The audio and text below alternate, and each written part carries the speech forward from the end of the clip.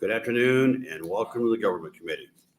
My name is Senator Tom Brewer, representing the 43rd Legislative District of Western and Central Nebraska, and I serve as chair of this committee. The committee will take the bills up in the order that they are posted on the agenda today. Our hearing today is your public part of the legislative process. This is your opportunity to express your position on proposed legislation before us. The committee members may come and go during the hearing. It's just part of the process. They have bills to introduce in other committees. I ask that you abide by the following rules. First, please silence or turn off any of your electronic devices or phones. Be aware that some of the senators will be using computers or electronic devices. Some of that's the research. Some of us find out when you have to be at the next committee you need to be in. We're going to ask that as the bill that you're going to be speaking on comes up, that you move forward. The introducing senator will make the initial statements, followed by proponents, opponents, and those in the neutral, and then closing remarks are safe for the introducing senator. We're planning on using the light system here today. You'll have 3 minutes. The green light will be on for 2, amber for 1. It'll go to red. And in case you're not paying attention when it goes to red, there'll be an audible alarm. When the alarm goes, you're done. If you wish to testify today, we're going to need you to fill out one of the green sheets clearly so that we can read it and completely. If you don't turn in the green sheet, you don't get to testify. If you're here today and want to have a record of it, but do not want to testify, you can fill out the gold sheets and on the table and back, and then that will become part of the official record from the hearings today. If you have handouts, we're asking for 12 copies of handouts, and the pages will make distribution on them. When you come up to speak, we ask that you state your full name and then spell the name so that it goes into the record. Let's see. How many in the room plan to testify today? All right. Well, we should be good. We ask that no displays of support or opposition to the bills, vocal or otherwise, will be allowed from the audience during a public hearing. And we will go ahead and kick off with introductions on my right with Senator Sanders. Good afternoon, Rita Sanders, Bellevue, District 45. Welcome. Ray Aguilar, District 35, Grand Island. John Lowe, District 37, Gibbon, Shelton, and Kearney. Good afternoon, Steve Halloran, District 33, which is Adams, Kearney, and Phelps County. Dick Clark is the legal counsel for the Government Committee. Julie Conham is our committee clerk. And our pages are Cameron, raise your hand there. He is political science major in history, senior at UNL, and he is from Omaha. And then Kristen, and she is a political science major, senior at UNL, and she is from North Platte. With that, we'll invite up our first testifier. John, welcome to the Government Committee. Good afternoon, Chairman Brewer and members of the Government, Military, and Veterans Affairs Committee. My name is John Cavanaugh, John Cavanaughh, and I represent the 9th Legislative District in Midtown Omaha.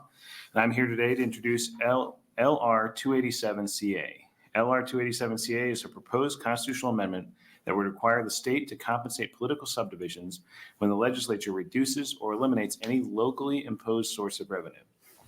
The amount would be based upon a 5-year average of the receipts and would be adjusted annually based upon the change in consumer prices. I introduced this constitutional amendment on behalf of NACO as part of the discussion on property taxes. This year, counties are facing legislation to eliminate inheritance tax and to cap property taxes. These are the primary sources of funding for counties. In fiscal year 23-24, counties received, or 22-23, counties received nearly $100 million in inheritance tax. LB 107 would phase out that revenue stream by 2028. No county responsibilities would be eliminated. Counties would be asked to provide the same function, but with $100 million less revenue and minimal replacement revenue. At the same time, the governor is proposing property tax caps on counties and cities. The package proposes a state aid mechanism that would be funded by increased sales tax. This aid is statutory, so the legislature that gives can also take away. This constitutional amendment, if approved by voters, would eliminate that uncertainty. It would require the legislature to replace any locally generated revenue. LR 287CA would ensure that political subdivisions have the funding they need to provide the services we require of them. I'd be happy to take any questions, but the folks behind me might be better equipped to answer them. Well, maybe a quick question, John. If you're to take a common example of how this would apply to the county in a way so we can kind of visualize the impact. You talked about inheritance tax, that's a gimme. Property tax, a little broader, but what would be something that we would eliminate besides those two that might be affected? Well, you could certainly eliminate, the legislature could eliminate local option sales tax. It's another tax. And I think this would apply to not only the elimination, but also the curtailment of the ability to raise that revenue. So by like, say, cutting it in half or decreasing it as well. Okay. All right, let's real quick see if we got questions. Questions for, yes, Senator Lowe. Thank you. If we get rid of the inheritance tax, would this then make up the difference? Well, I suppose, assuming in your hypothetical that we've adopted this and then we eliminate the inheritance tax after that. Yeah, so my understanding of how that would be implemented is you use that 100 million is what the counties are bringing in, and say that's the 5-year average, then the state would be obligated under the Constitution to pay that to the counties to make them whole for what they would lose under that scenario. I think if we eliminate the inheritance tax before this were adopted, I don't think the state would be on the hook for previously eliminated taxes.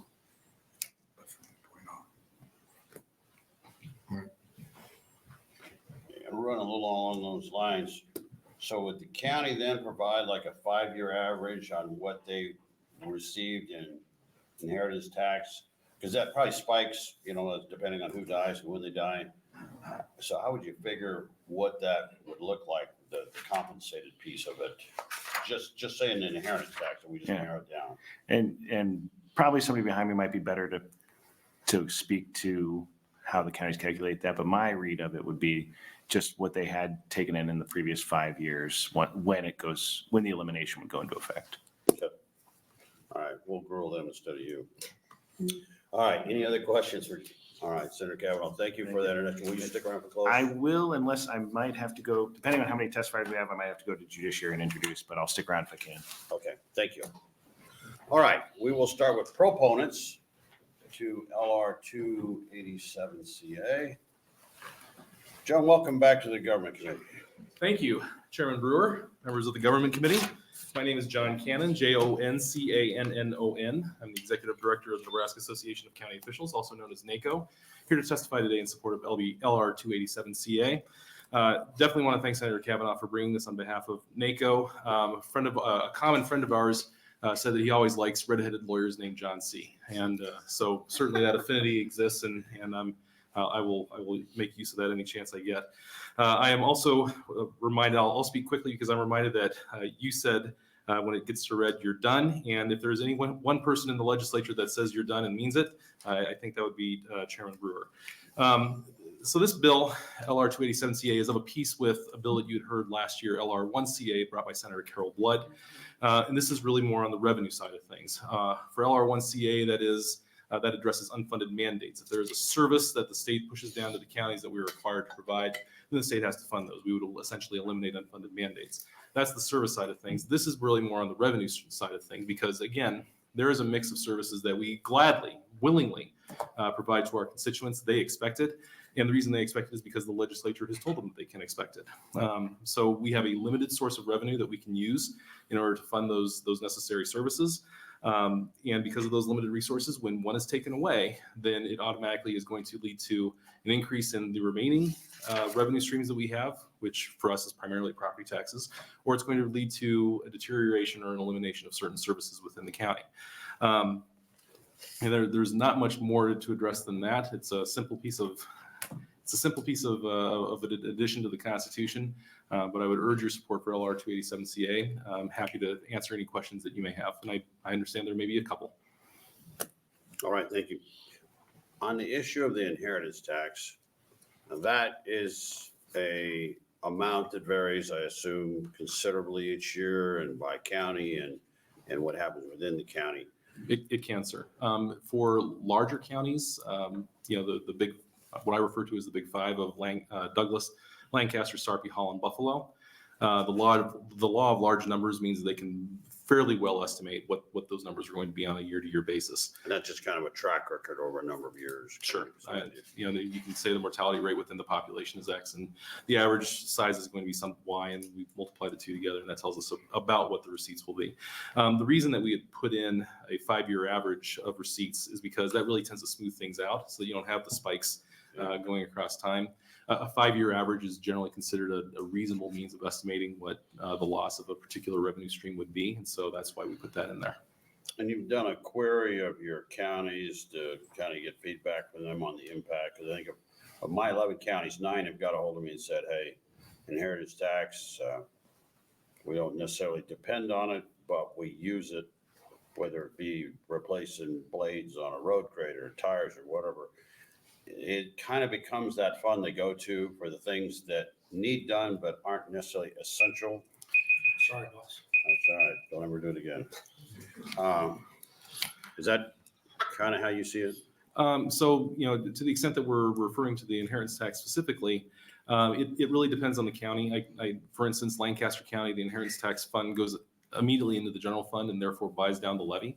A number of counties, they'll have it as an emergency fund of sorts. And so for instance, the snows that we had recently across Nebraska, there are a number of them that diesel fuel ran out. And so they dipped into the inheritance tax fund so they could send a truck down to McPherson, Kansas, and bring back a whole bunch of diesel fuel to replace a snow plow. I know that if I recall correctly, Madison County had a snow plow go out.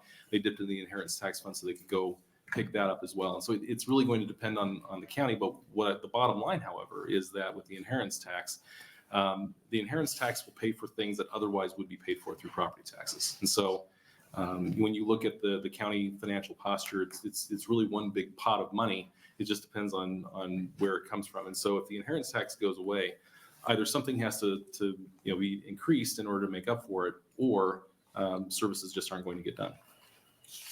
All right, let's see if we don't have some questions here. Questions? All right, thank you. Yes, sir. Thank you. Thanks, John. We'll probably reload for the next guy that comes up. We don't want to spend too much ordinance on you. We've got to save some for others here. This is the right one. All right. Well, welcome back to the Government Committee. Yeah, Chairman Brewer, good to see you again. Fellow members of the Government, Military, and Veterans Affairs Committee. My name is Mark Shanerock, M-A-R-K, S-C-H-O-E-N-R-O-C-K. I was born and raised in Jefferson County and served our country as an officer of the United States Army in a long career. And upon returning home to Nebraska, I failed in retiring and became a county commissioner. I'm going on my 9th year as a commissioner, 3 of those as county board chairman. I was elected and served as the Nebraska Association of County Officials Southeast Area Director, representing the 17 counties of Southeast Nebraska. In all my service, like many of you, I've always strived to do the right thing and best serve our citizens that we as elected servants of the people represent, and to serve liberty and freedom. It's a sacred trust that we share with each of you here today.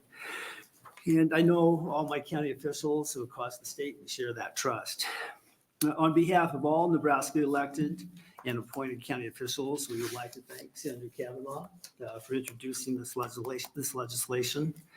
In the heart of LR 287CA contains critical language that would replace lost revenues to us counties, depending on what tax structure is implemented here at the state level. I've got the actual verbiage there in my testimony, which you can read. When I campaigned for re-election last year, I knocked over 1,000 doors in my district, and the overwhelming message from my constituents was that although they would prefer a reduction in their taxes, they do not want the critical services provided by county government to be cut. And I'd like to give you an example of that with the terrible snowstorms that we had in January. We kept people at our county shop overnight so they could go out and clear roads. It's one thing to have 8 inches of snow in Lincoln. It's an entirely different thing to have 8 inches of snow with 30-mile-an-hour wind and 30-degree below zero wind chill. We're glad that we had them on duty that night because they had to go out and clear the road for an ambulance to go out and get somebody in the middle of the night and probably save that person's life. The cost of all inputs required for the administration of county government have increased significantly in the last 3 years. The 93 counties in Nebraska County government must procure all of these to provide the essential services to our citizens that reside in county government. I know many of our county boards across Nebraska, and I believe that we're fiscally prudent and responsible managers of our respective county budgets. We strive to operate efficient operations and take our responsibilities very seriously to manage the revenue provided by our fellow Nebraska taxpayers. If the source of revenue needed to provide these services is cut, Nebraska counties would have no choice but to cut essential services as our sources of revenue would be eliminated or reduced. Our citizens do not want less law enforcement, less road maintenance and infrastructure, or less ambulance service, and all of the other critical services provided by county government. Please support this resolution, and thank you to each of you for your service here serving our fellow citizens. And I'd be happy to take any questions.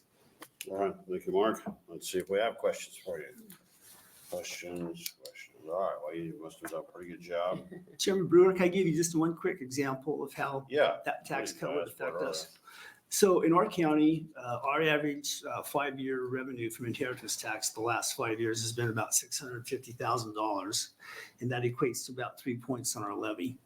And so that's just an example. And it's fairly representative of most of the rural counties across the state. They vary a little bit, but it's going to be somewhere that about 10 to 12% of our budget that comes in from inheritance tax. It's a little different for the larger counties like Lancaster or Douglas, Sarpy, et cetera. But that is a fairly significant part of our budget. And we do try hard to be good managers of our budget. Just an example, recently, we deferred the purchase of a road grader. The new road grader these days, believe it or not, costs $450,000. And so that's a significant cut in our budget. We deferred getting a new one just to try to keep our levy down. But you can only defer decisions like that so long, and then you get in a position where you've got a really old fleet, and then you've got even worse problems. So you have to manage that so you keep your fleet renewed somewhat. We don't have all new equipment, but we don't have all old equipment either, because that could be a really serious position to be in to provide those services to our citizens. So it's a balancing act, and I think our county boards across the state, they do a good job of managing that. No, I mean, you guys have the challenging job of balancing the checkbook and making sure everything keeps going. And that's not easy, especially if the variables that go into the checkbook change, but the requirements don't change. There's a point your delta becomes that part that becomes next to impossible to manage because you just don't have enough. You don't.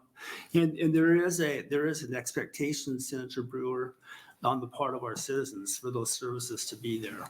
Right now, I've been getting phone calls. Why aren't the road graders out there getting the gravel graded? You know, the roads took a beating during all the bad weather in January, and we're trying to get caught up with that. And we can't get gravel right now because the gravel pits aren't open, and so we're going to be behind the power curve for quite some time. But the point is, the expectation of our citizens regarding those services provided by county government is very high. And we have to have the needed resources to provide those services to them. No, we're struggling with some of the same things where we have bridges that there just is not the money to replace the bridge. So we literally block the road, and that mile there, you know, if you happen to live on it, then you get a commute back and forth, but that's not a road that's used for traffic anymore. And Exactly. you know, when a bridge is just unreasonably high. Oh, yeah. I've got 1 mile in Jefferson County we're trying to replace. It's a paved road. It's got 2 bridges on it. It's a $4 million mile. 2 bridges and paved road for 1 mile. And we're going for a grant for that with U.S. Department of Transportation. I'm working with Senator Fisher and Congressman Smith to try to get some federal funding for that. But that's just one example. And here in the eastern part of the state, we've got a lot of those bridges. So it makes for a very expensive infrastructure to maintain. going further west, we don't have so many bridges, but still it's expensive for those counties as well. All right, well, thank you for your testimony and thanks for making the trip Yeah. up here. We Thank you. appreciate Thank it. you to each of you for your service here. Definitely appreciate it. Thank you. All right, additional proponents to LR 287 CA.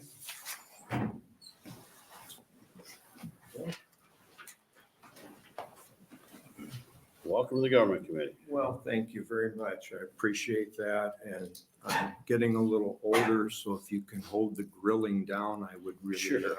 appreciate that. I want to thank you, Senator Brewer, and everyone on this committee, and Senator Cavanaugh. I'm going to be very brief with an analogy that I've kind of come up with thinking about all this, You formulating. gotta spell your name. Okay, Gary Mixon, Gary, M as in Mary, IXAN. I usually get mixed up with Nixon. Also a Sarpy County board member. And I just want to use the analogy of why I'm looking at this and thinking this is a great amendment that is needed. And my analogy is that everything flows from the unicameral, from the legislature. We are an extension of the legislature. And I look at it that you're the administrators, legislators, and we're the operations. And we all need to work together. And in working together, looking at the revenue and expenses, both sides of it, and especially on this bill, obviously if any revenue is taken away from us, that it's very hard for us to do anything other than it goes back to property, on the property taxes.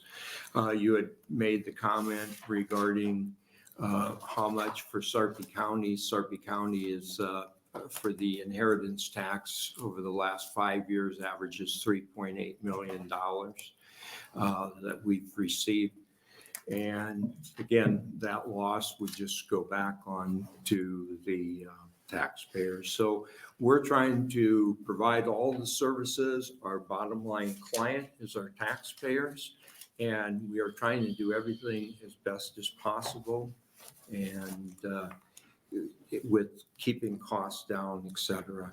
So again, I think this is a great effort where we can work together, where we're looking at whether revenue is being taken away or additional services are being required for us to fund. And we just need to be able to work with you as well. Thank you. Okay, thank you, Gary. So 3.8 million, that's of how big is your total budget ballpark? I had that information.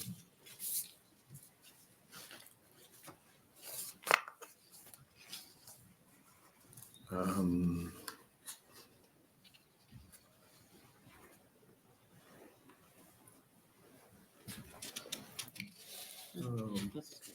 sorry, I don't have That's that. all right. I was just gonna kind of, just out of curiosity, look at the ratio and all.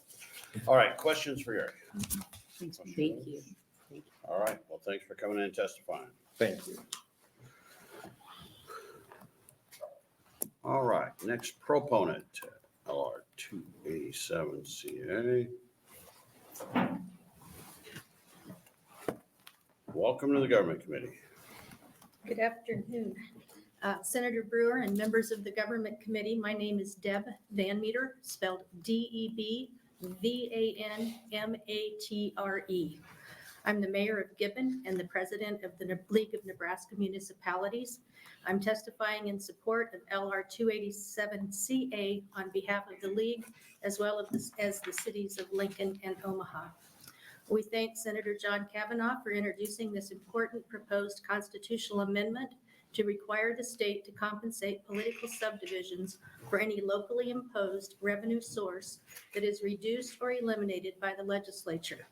We believe it is reasonable to provide such compensation for the reduced or eliminated revenue based on the average of receipts of the reduced or eliminated revenue source in the 5 years immediately preceding the legislative action that reduced or eliminated the locally imposed revenue source.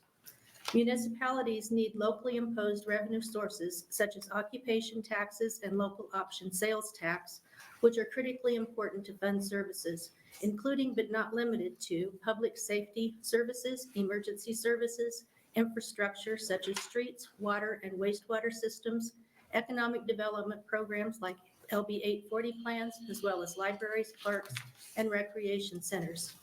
A loss of any locally imposed revenue source would have a significant impact on our municipal operations and ability to provide services to our citizens. Please advance LR 287CA to general file. Thank you for your consideration, and are there any questions? All right. Thanks, Deb. Let's see if we got questions for you.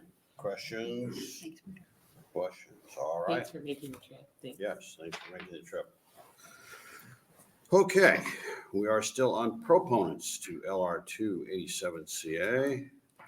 All right, we will then transition to opponents.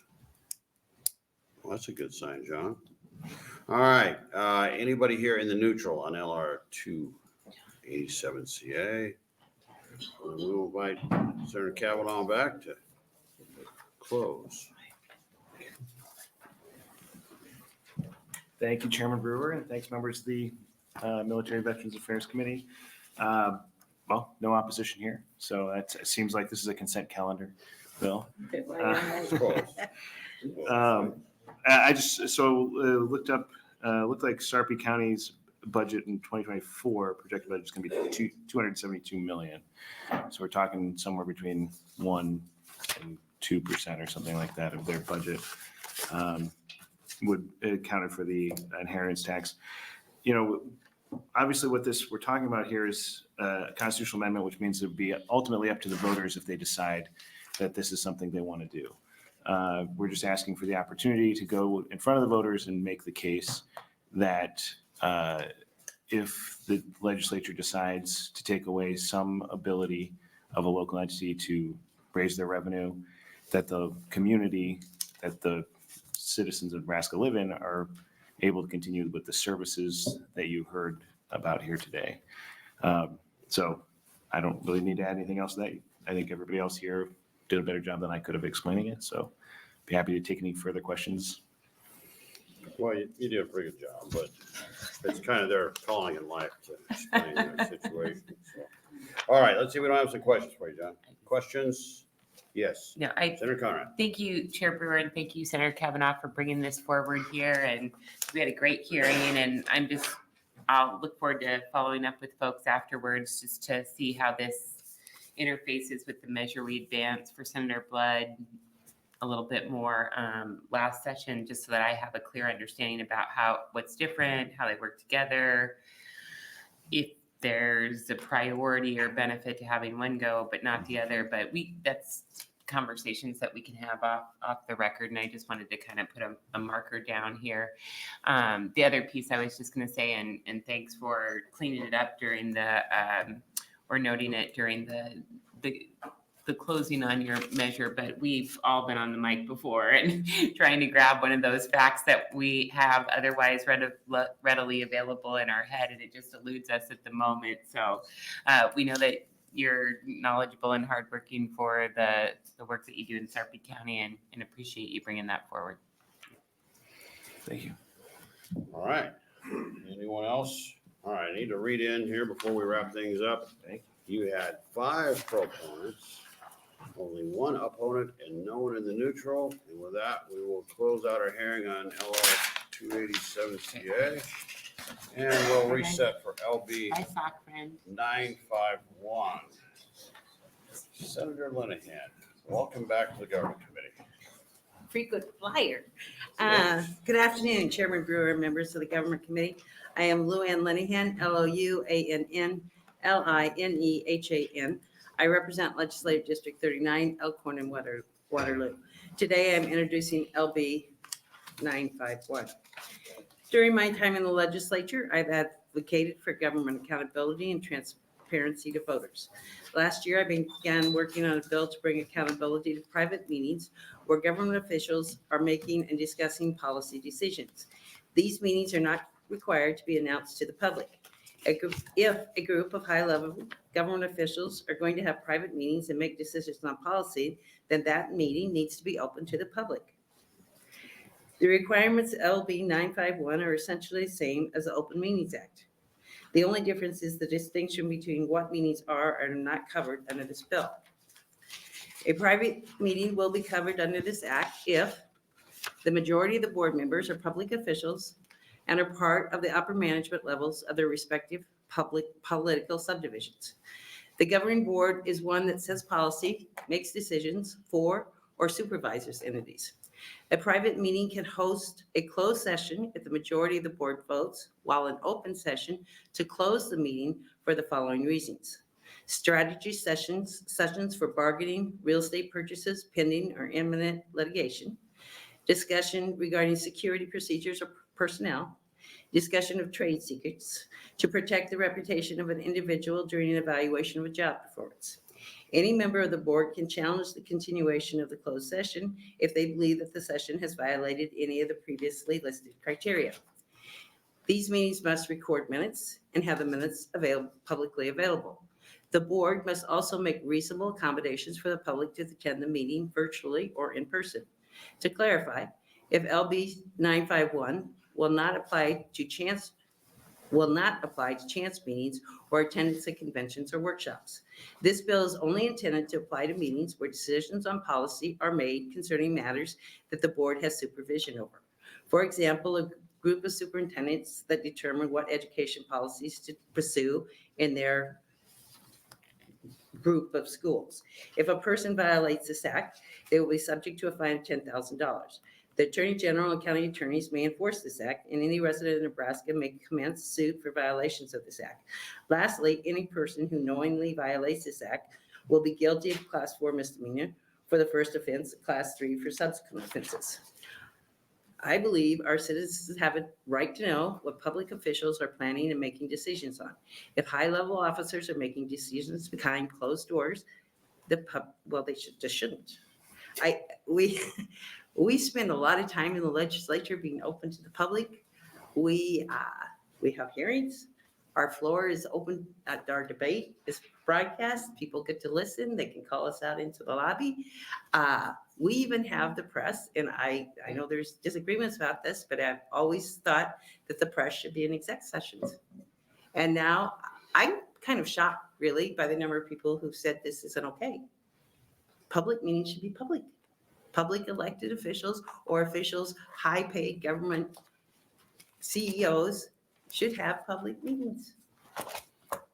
Thank you. All right, thank you, Senator Nunn. See if we have questions for you, Senator Lowe. Thank you. I had a fellow I was talking to the other night just sent me an email and he just wanted some clarifications. He didn't see any problems, but somebody had some concerns. So he asked me if the board in question must meet all of the criteria or just one of the criteria in order to be required to follow the Open Meetings Act.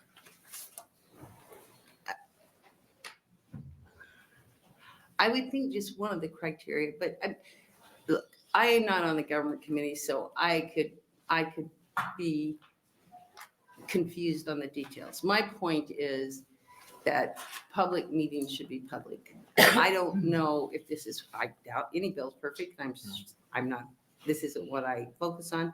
So this could be imperfect, but whatever we can do to make sure the public is not, things are not going on behind closed doors where the press isn't involved. There's no, it just needs to be open. Thank you. So Lynn, do you think that there are certain parts of government that maybe are more guilty of not being as transparent as they should be? Or is this generally just trying to make sure that it doesn't happen? Do you think there's things happening currently? I think it's, I do think there's a lot going on that's not public. I mean, it is disturbing to me when you go to school board meetings, frequently city council meeting, other meetings, that they read, there's no discussion. Like they're talking somewhere. They're not going into the meetings, all know how they're gonna vote when they get there and there hasn't been meetings before the meeting. Okay. I mean, we take a lot of slack. We're not very popular compared to other boards. but part of that is because they actually see what we're doing. Everything we do is very, very public. That's the way it should be.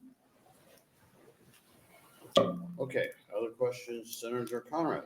Thank you, Chair Brewer. Thank you, Senator Linehan, for bringing this forward. And, this is an issue that we do hear about frequently in this committee. And it's an issue that, I've been particularly frustrated about for years where, we have these really powerful tools about open government to inform our citizenry, whether that's primarily through our public records laws or our public meetings laws.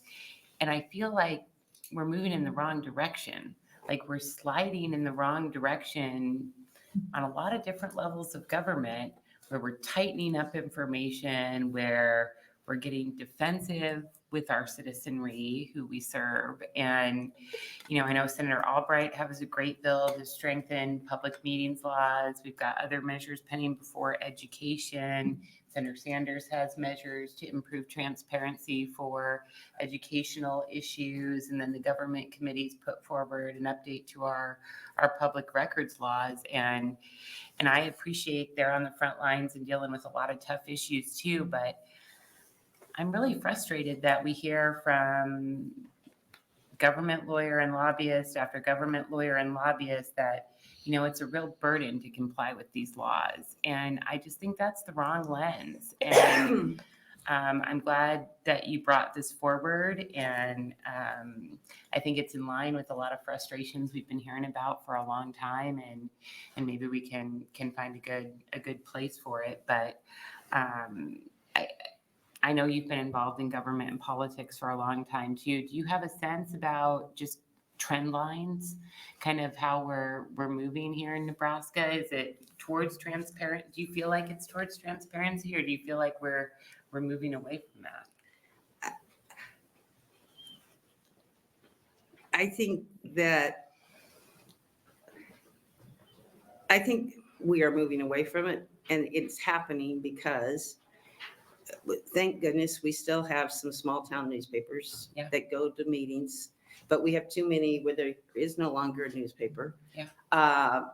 So there's nobody to tell people what's going on. So I think people are getting, it's hard to be a public servant, right? We all know it's hard. Like you go to the grocery store, sometimes you want to wear sunglasses and a hat, and you don't want to talk to anybody.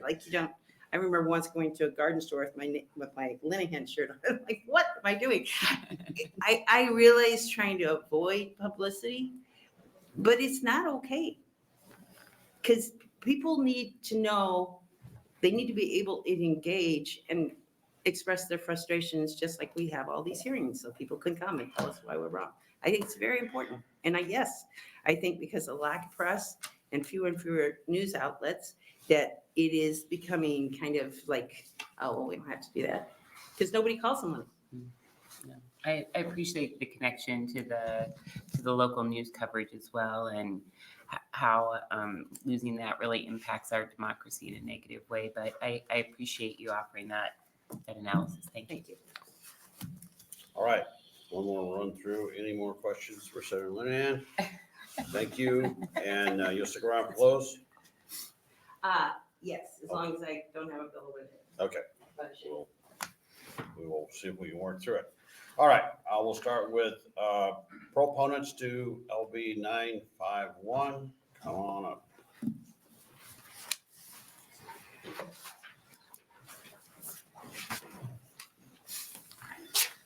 Welcome to the Government Committee. Hello, thank you, Senator Brewer. My name is Josh Henningsen, JOSH-HENN-ING-SEN, and I represent Subdistrict 7 on the board of the Papio Missouri River Natural Resources District, and I'm here today in my personal capacity in support of LB 951. In the first line of the first section of the Open Meetings Act, the legislature declared it to be the policy of the state that the formation of public policy is public business and may not be conducted in secret. And there's a well-established legal maxim in American law that the government may not do indirectly what it cannot do directly. The entities covered by LB 951 may or may not be violating the existing letter of the law, but they're most certainly violating the spirit of the law. I'd like to focus for a second on the value of a bill like LB 951 to public officials and to the legislature. As I mentioned, I'm on the board of an NRD, and our NRD is a member of Nebraska Association of Resource Districts. In July of each year, our board selects a delegate to attend association meetings. And our district board does not give the delegate authority to make any decisions or decide policy on behalf of the district. And my understanding, this is how it works for other districts and their delegates. In mid-January, the association holds its annual meeting here in Lincoln, and the timing, location, and schedule make it pretty obvious that one of the primary purposes of the annual meeting is lobbying and legislative affairs. Early in the week of that meeting, a subcommittee of delegates meets to review legislation and make recommendations to the association delegates to adopt the NARD positions on certain legislation. This meeting is on the schedule and apparently open, but no agenda of the bills to be discussed is published in advance. This year, after that meeting, I emailed the executive director of the association asking for the list of bills that was considered, who was on the legislative subcommittee, and how those people were chosen. The response was that the association is not a public body, and therefore I was not entitled to that information as an NRD director. I clarified that my request for information was not as a member of the public, it was as a director of an NRD. That was 3 weeks ago, and I have not heard back. The next day, the recommendations of the subcommittee were presented to the directors in attendance, but only the delegates voted. The next week, the general manager of our NRD appeared at a hearing, introduced himself in his capacity as our general manager, and submitted a letter on our letterhead in support of a bill. Our board had never discussed that bill. The association had decided to support it. This is obviously bad for public officials because our legal authority to decide the public policy or the policy positions of our district is being hijacked. It's also bad for the legislature because people are appearing in hearings like this every day in this building as representatives of entities that do not have the authority or support they say they do. LB 951 solves a very real problem by providing additional transparency and structure that would help public officials do their jobs and allow legislators to clearly understand the positions of actual stakeholders on legislation. Thank you. Well, that was revealing. Sometimes if you're not a part of what's going on, you don't realize what the ground truth on what's happening is. That was kind of an eye-opener, so thanks for sharing that. Well, let's see if we don't have questions. I guess I have one. So how long have you had the current position that you have with the NRD? I was appointed a year and a half ago. Okay, so this isn't like, you haven't had a lot of history with Right. it. This is kind of a shot in the face the first time around to see how things are done. Yeah, a lot of people have been kind of going along to get along for a long time, I think. Yeah, well, sometimes that gets hard to do when you get left out of being able to have oversight, because if enough stuff happens in the dark, it tends to end up being bad stuff normally, because if it's being done right, you shouldn't be afraid to have a discussion on it. So, all right, well, thank you for your testimony. I appreciate it. Thank you. Okay, let's see. We are still on proponents to LB 951. Come on up. Welcome to the Government Committee. Thank you very much, Chairman Brewer, Vice Chairwoman Sanders, and members of the Government, Military, and Veterans Affairs Committee. My name is Carter Teal. That's CarterThiele. I am the Policy and Research Coordinator for the Lincoln Independent Business Association. Governmental transparency has been a legislative priority for us for years, so we would like to express our support for this bill. It is partial support, though.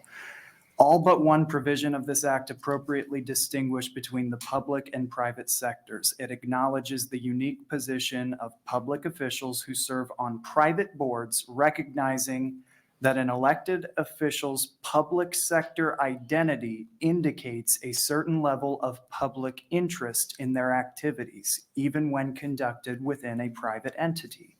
The Act's provision to make these meetings open to the public is a commendable step towards transparency and accountability. It doesn't blur the lines between the public and private sector, but rather acknowledges the public's right to be informed about the activities of their elected officials, even when those activities occur within the context of a private board. This is along the same line of reasoning as public disclosures of financial conflicts of interest, and thus we appreciate this provision. However, the Act's provision allowing members of the public to speak at these meetings goes a step too far.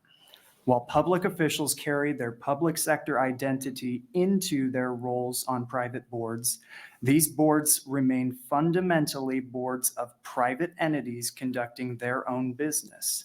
Allowing the public to speak at these meetings risks confusing the distinct roles and responsibilities of the public and private sectors.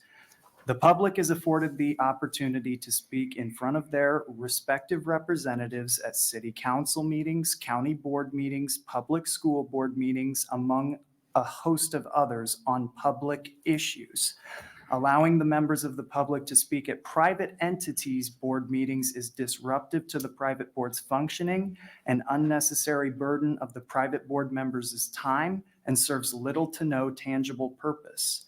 In conclusion, we believe that the Public Officials on Private Boards Open Meetings Act is a mostly sensible piece of legislation. We urge you to support this bill and work towards its swift passage with a reconsideration of the provision allowing public speaking at these meetings. We are confident that this act with this amendment would contribute significantly towards enhancing transparency, accountability, and public participation within our state. Thank you, and I would be happy to answer any questions. All right, thank you for your testimony. See if we don't have any questions. Questions? All right, thank you. Thank you. All right, proponents on LB 951. Last call. All right, now we will jump to opponents.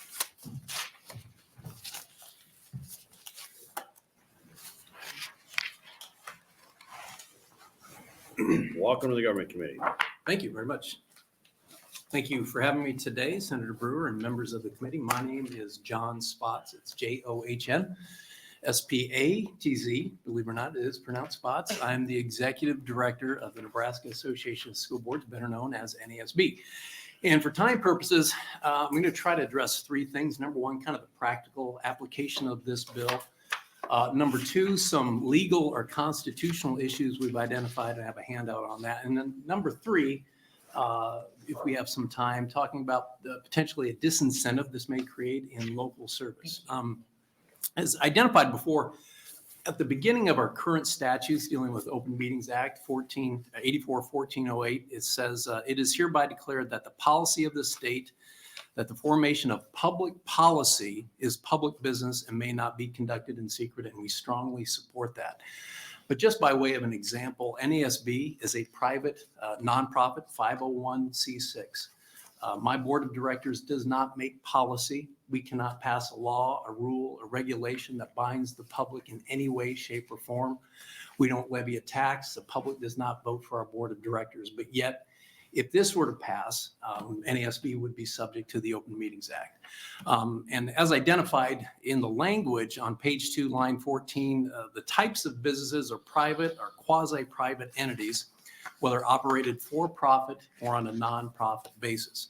And then as identified, any violation results in a $10,000 civil fine. It says shall be a $10,000 civil fine.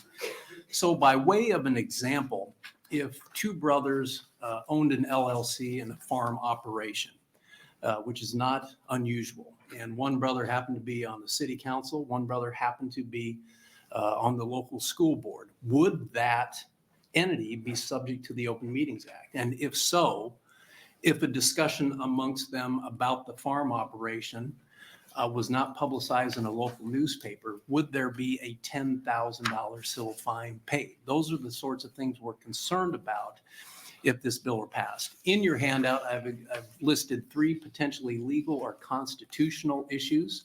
A couple of them deal with the state constitution. One is a potential federal constitutional issue if this were passed. Some detail is listed in your handout. I'd be happy to answer any questions after my time. But the third one really is, In 2024, I'd like to find ways to incent people to run for a local board. School board members in Nebraska are unpaid volunteers, and it's not just one meeting a month. It's a pretty big commitment to serve on a local school board, on any local board for that nature, for that matter. If we're going to say there's a chance your private business could be subject to the Open Meetings Act, I'm afraid we're going to create a disincentive for people willing to serve on local boards. So I see the red lights on. I'd be happy to answer any questions. All right, thanks for respecting the red light. I haven't had a lot of that lately, so I appreciate it. I tried, did my best. No, it was yesterday, not today. You're good. All right, a little bit cold on the three that come up here, so we're probably gonna have to digest on that a little bit because anything that comes up as a legal issue, fortunately, we have a couple of brilliant lawyers to go to here. You do, and my intent was to put it in front of you. Yeah. If this were to be discussed behind the scenes, having that available, obviously, between now and If let's we, discuss, if you have any questions, we'd be happy to talk. if we discuss it, it will be in an exec that there'll be press in, so Good. don't worry about that. Can I come in? No. I'm sure the press will share anything of value. good. They like to anyway. All right, let's see if we have questions for you. Questions? Yes, Senator Conrad. Thank you, Chair Brewer. Thank you. Good to see you, John. Thank you so much. Always appreciate the thoughtfulness and with which you approach your work here. And I know that the committee will appreciate digging into this, and I'm sure Senator Linehan and her staff as well. But I just wanted to maybe ask, looking at the handout here, maybe it's by way of example, but I think it probably paints with too broad a brush. I mean, I don't think Senator Linehan's legislation or any state legislation can change tax designations under the federal revenue code. I mean, so where it says NASW is a 501c6 and under this bill, we'd no longer be a private nonprofit. I don't think that's accurate. Well, we would be subject to the Open Meetings Act. So we would no longer have the ability to have private discussions under this act. Okay. When your board gets together, it's comprised of school board members across the state. That's correct. Who are elected by their peers to serve on your board, That's or do you, okay, I wasn't sure what the selection process was.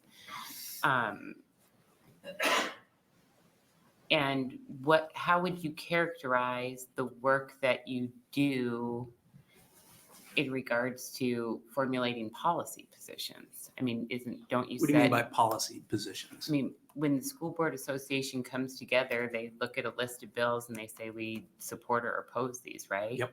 I mean, that's Okay, so you're talking about policy legislative formulation, as yes. it relates, and Yeah. there's a variety of ways. People can suggest, we have standing positions and resolutions Sure. that people can suggest. We used to have the attorneys used to suggest a lot. They don't do that as much anymore, but school board members can do it. School districts can suggest, hey, look, we think NASB should have a standing position that does X, Y, and Z.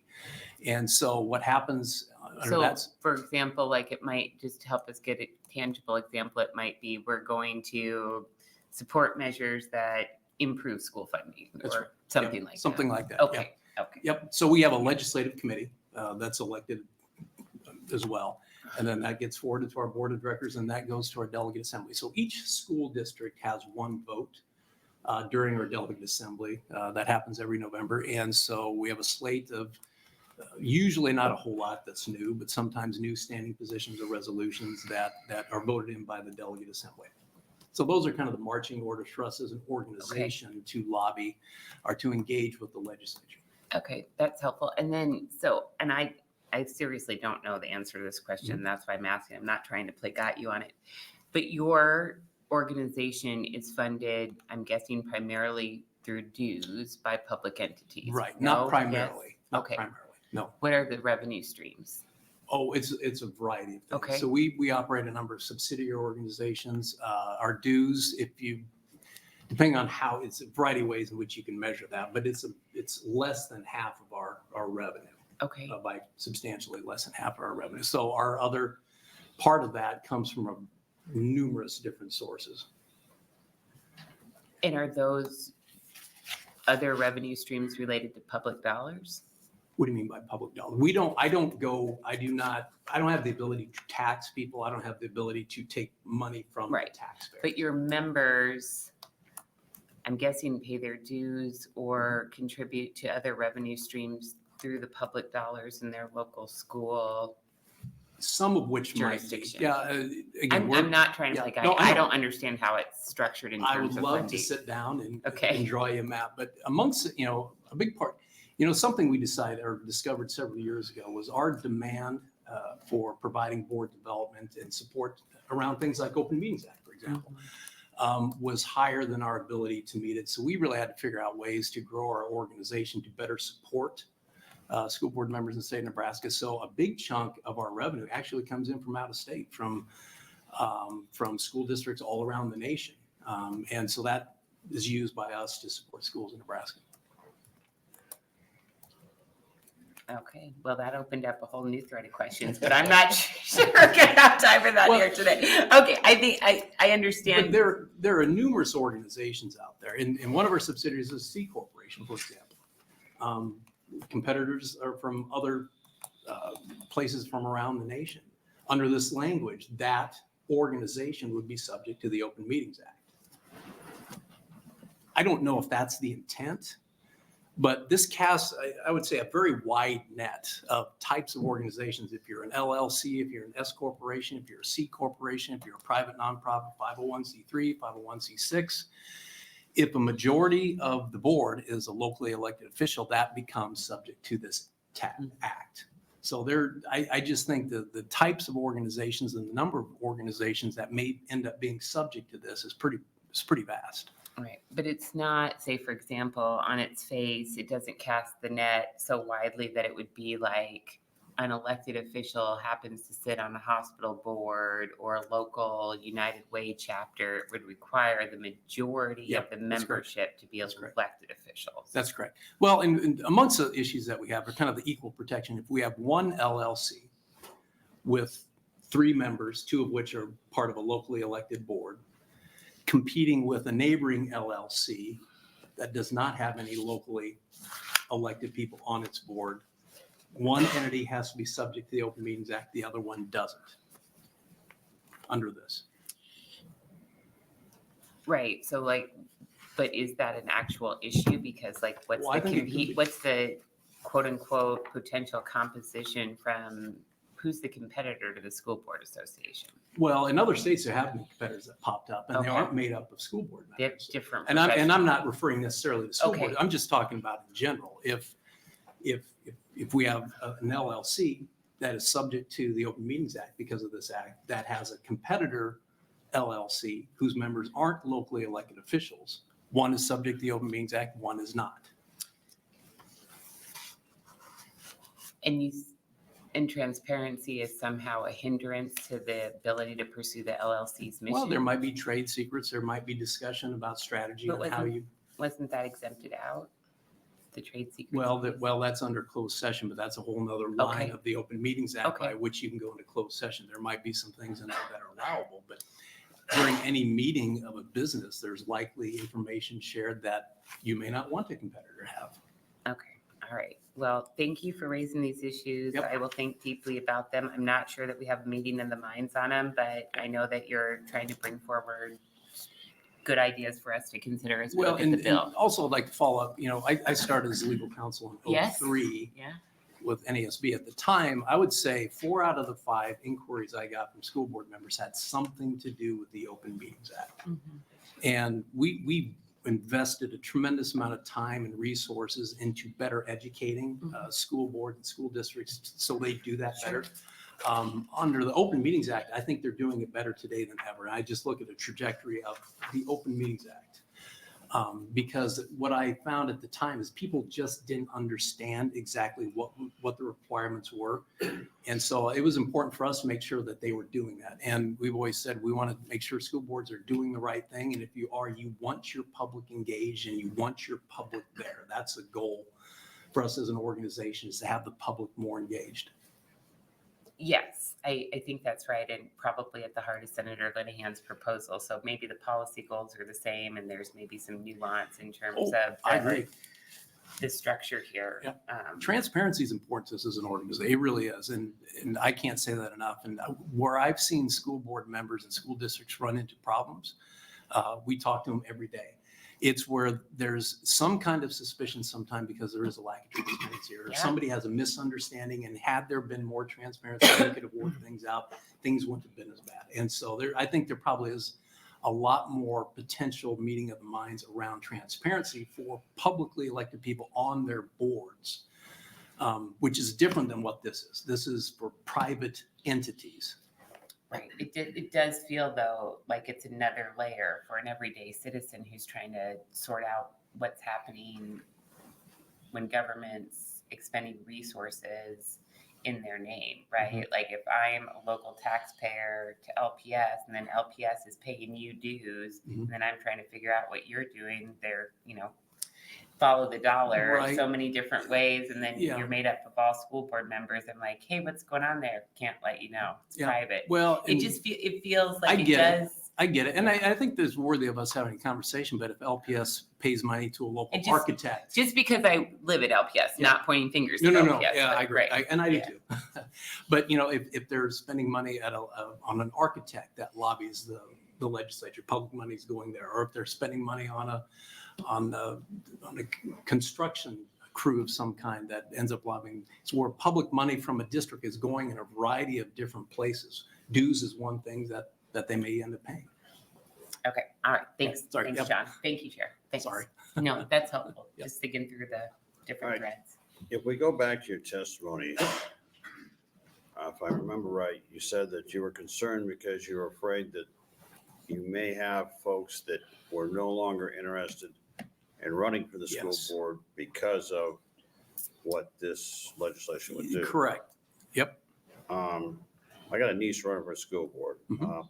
I'll see her this weekend. I'll quiz her on this, but you're saying that because you think that then they're going to have to discuss or not discuss things that directly impact the school and the position that they're. Yeah, good question. So under the law, it says any private or quasi-private entity could be subject to this. So just as an example, Senator Brewer, let's say you and I would like to form an association. We're going to form a partnership, a business to sell widgets or something like that. Okay. And we form an LLC, and we're the two shareholders that make up the board of that LLC. Let's say you're a local school board member. I'm on the local county board. Under this, we think that would be subject to the Open Meetings Act. So if I have a private business and I want to serve on a local board of some kind, or currently serving on a local board, and the state of Nebraska reaches down and says, now your private business has to be open to the public, does that create a disincentive for people currently serving or who may be interested in serving? I'd be over the moon to have a discussion with this committee or legislature to figure out ways to incent people to run or make it more or easier for people to run for locally elected offices. I would be concerned that this could create a disincentive for people wanting to serve. Okay. I kind of understand where you're coming from. I don't know if I fully understand the LLC connection with your service on the board, but I got to read more to sort some of that out. Well, the law says a private business will be subject to the act if the majority of the board of directors is on a locally elected board, like a school board, city council. So if you and I formed an LLC, an S corporation, a C corporation as the two shareholders that made up the board of directors to sell widgets or do whatever, under this, that entity would be subject to the Open Meetings Act. And so a concern would be if we didn't advertise for a meeting, we didn't post notice for a meeting, in the bill it says there shall be subject to a civil fine of $10,000. And I don't know if that was the intent, but we're concerned that could be the application of this bill. I do want to extend my hand of willingness to participate and discuss how do we encourage the public to be engaged with local boards, school boards and city councils and county boards and NRDs and all the rest, we'd be thrilled to have that conversation to see what can we do better to get more people involved with publicly elected boards. All right, let me see if we have any other questions. All right, thank you for your testimony, Mr. Chair. and we'll, oh, I'm sorry. I'm sorry, I was slow putting my hand up. That's my fault. Speed it up. All right, you're up, Senator. Thank you, Chairman Brewer, and thank you for being here Yeah. also. Would you, or maybe you already have been, just as willing to talk about it, you would like to talk about how to encourage people to participate in school boards and NRDs and so forth. Yeah. Can we maybe expect that same level of enthusiasm to work with Senator Linehan on making this work in resolving some of the questions that you have? If the discussion is to how, if what we're trying to figure out is how to create more transparency for boards, for locally elected boards, for public bodies, yes, absolutely. I think we'd be thrilled to have that conversation. There's an old expression, sunshine is the best It is, disinfectant. no question. Right. Yep. And we talk about transparency a lot in the legislature. There's things that we sometimes are marginal about that ourselves. But nevertheless, I think the more we can do here or there. I agree. To create not just the impression of transparency, but the reality of transparency is important. You got to have public trust, right? Totally agree. And like I said with Senator Conrad, I think over the 20 years in this position, I say where boards have run into problems, I feel like the public didn't feel like there was transparency. And so I think we have a big job on our part of working with, for me, with school boards and making sure we're doing a good job as it relates to transparency. Now, I think for the most part, schools are doing a pretty good job, but once in a while, things do pop up. And I point the thumb at ourselves and say, how can we do a better job making sure people understand what they should be doing as it relates to the Open Meetings Act? Okay, right. Thank you. Yeah. Okay, any other questions? All right, thank you for your Sorry, I got a testimony. little long-winded, I apologize. No, we got her. Okay, next opponent to LB 951. Welcome back to the Government Committee. Thank you. Good afternoon, Senator Brewer, members of the Government, Military, and Veterans Affairs Committee. My name is Jack Moles, SJACKMOLES. I'm the Executive Director of the Nebraska Rural Community Schools Association, also known as NERCSA. And on behalf of NERCSA, I would like to testify in opposition to LB 951. I went a little bit further down the rabbit hole than John Spots did even. Requiring private or quasi-public entities to follow the Open Meetings Act if the majority of the board of directors are elected or appointed public officials would insert state governmental control into many private boards. And again, I went a little bit deeper. So some examples might be a community or a school foundation that operates away from the control of the village or city board or the Board of Education. Another example might be a church council. Often in rural communities, members of those groups wear many hats. Those hats might include being on a city or village board, the Board of Education, or a superintendent of schools, as is denoted in the bill. It would not be uncommon for a village board member, a Board of Education member, or a superintendent to be on the same church council, same local foundation, same local youth sports association, volunteer fire department board, or leadership in civic organizations such as Lions Club, Rotary, or Kiwanis. From a rural school aspect, one thing that boards of education expect from their superintendent is to be active locally. I often encourage that of our rural superintendents. LB 951 would likely have the unintended result of discouraging superintendents, Board of Education members, county commissioners, or village board members from becoming involved in other entities.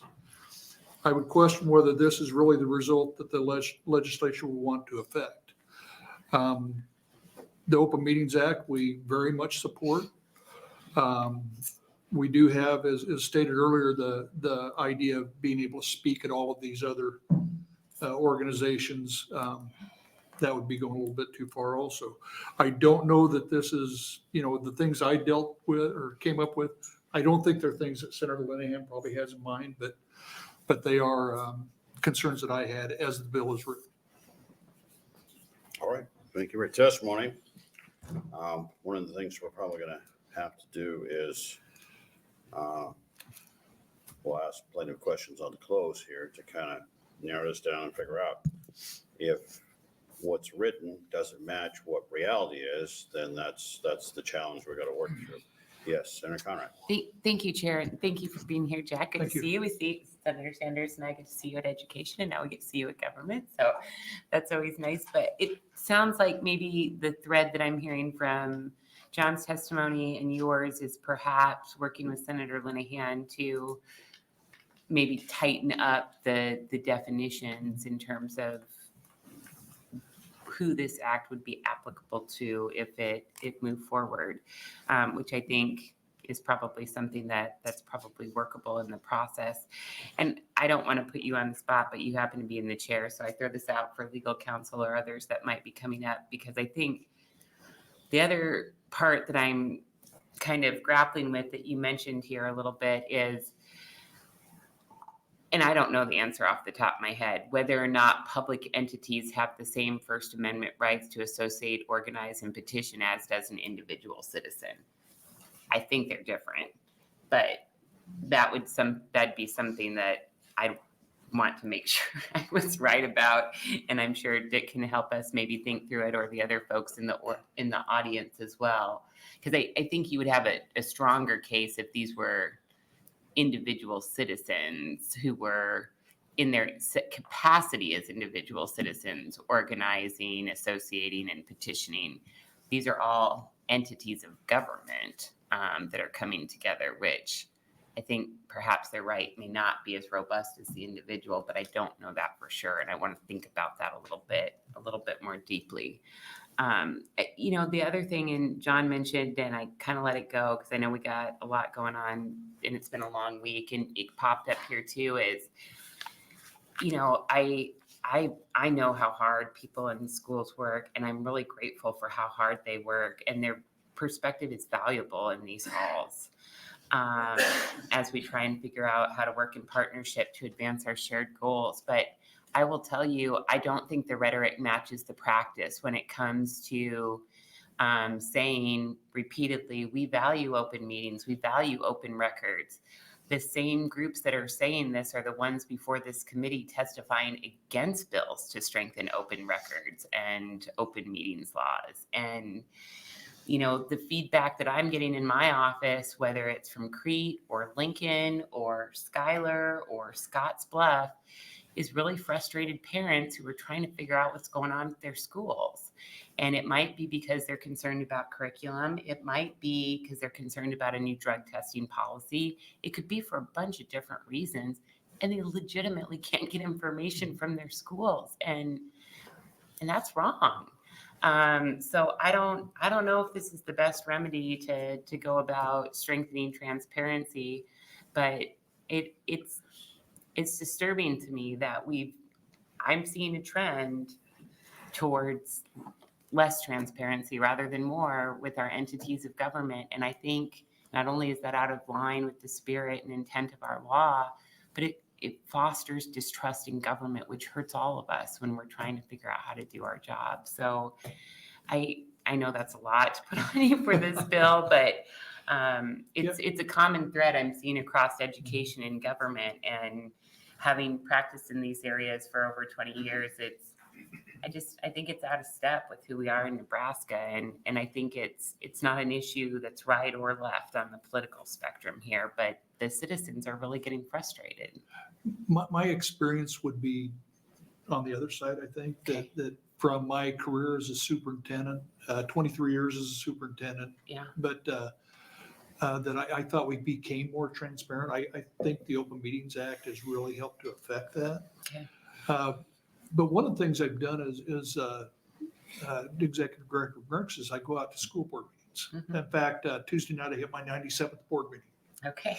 And what I've seen at those school board meetings are, first of all, about 2/3 of the meetings, nobody comes to. Sure, right, yep. But the ones that do, there was an open dialogue there, and I thought it worked pretty well. Yeah. So my experience is that we are moving in the right direction. We can still improve, of course. Obviously, we can improve, but All right, well, and that is good, and I don't want to paint with too broad a brush out there, and I know they're tough issues, but, I've seen public records responses very recently from schools when people said, hey, give me your policies on school resource officers, $12 million bill. I went to the government practice section of the Bar Association, all government attorneys talking to a group of government attorneys about, here's how we basically get around open records and public meetings laws. And it's a good thing I didn't have a Fitbit on when I was sitting in the audience there that day. But, even simple things like if a parent's at a school board meeting, they ask for something that we pass out, we make them put it in writing and submit a formal open records request.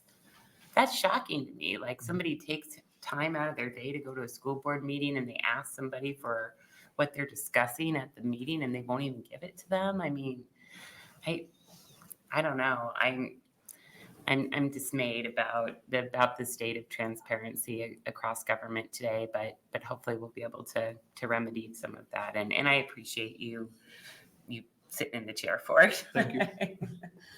Yeah. All right, Jack, let's hear any more questions. Senator Howard. Thank you, Mr. Chairman. Quick question. I mean, you mentioned how many school board meetings you've been to, and then I think you said some comment about how many of them, however many, were not well attended. Right. It could be that this whole subject matter is possibly part of the reason why people have become cynical about attending public meetings. Good point. Right? Because they just don't feel like they're getting the information that as readily or without jumping over hurdles to get it. And maybe that's, and well-attended public meetings are important. And I would tell you, I think that's a possibility. In fact, in some cases, probably it could be the case. But the thing I see in our rural districts is people tend to trust our rural boards of education, I think. That's not always the case, but I think the tendency is in that direction. Well, if absence of attendance is a measure of trust, then I guess we're all in pretty good shape.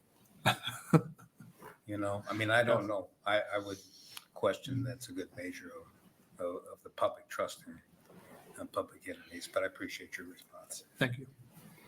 All right, any additional questions for Jack? Thanks, Jack. Thanks. All right, thank you Thank for you. your testimony.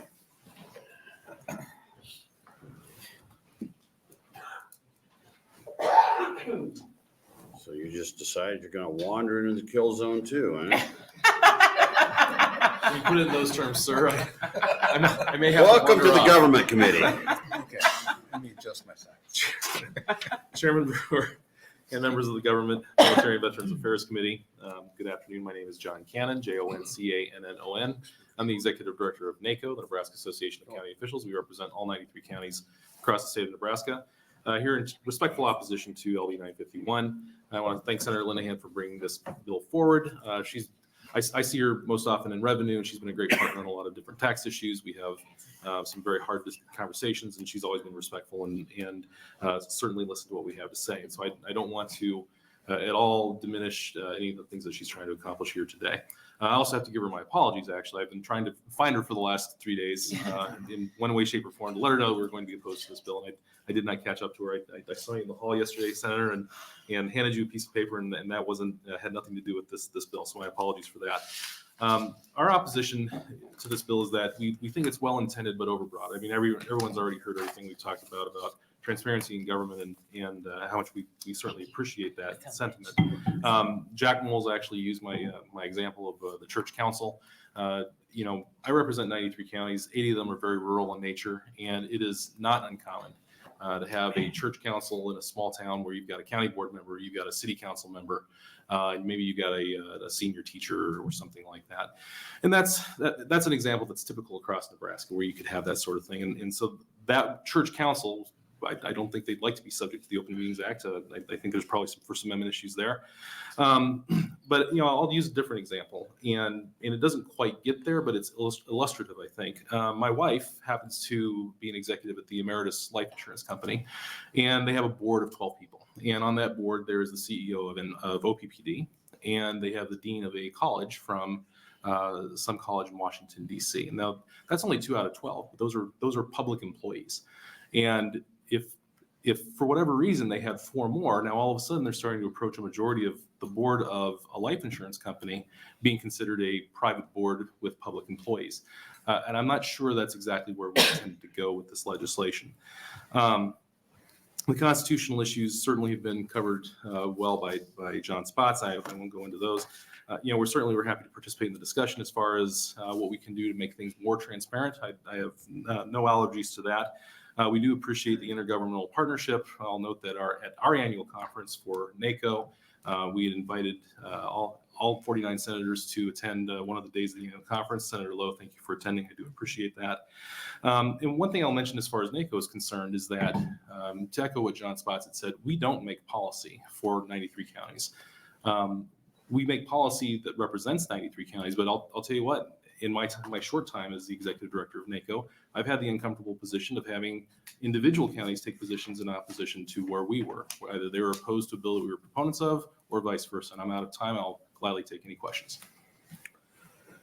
Well, I would have let you go longer because you're in the hot seat here and we kind of need to. I think you refer to it as the kill zone, sir. Well, that's what the time now is for.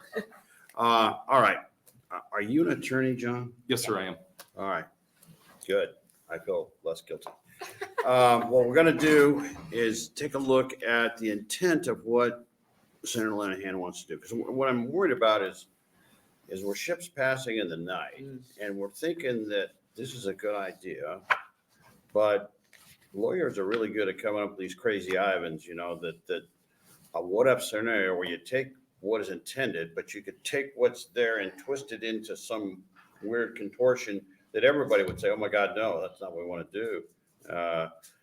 But if we could just go back to the concept, is there ways that we could tweak this to make it into what I think we're talking about and wanting to be open and transparent? Maybe that's too deep a question to throw while you're in the hot seat here, but it just seems like we're reaching to find things that are these scenarios that wouldn't be right. We couldn't do that, but yet I still think the concept we're not really embracing, and how do we get there? Absolutely, and I'll be the first to acknowledge that lawyers are a bunch of crafty devils, with apologies to the ones in the room. And to your point, sir, the reasoning behind how I presented my testimony, I wanted to first acknowledge this is well intended. I ended by saying I'm certainly happy to work on this.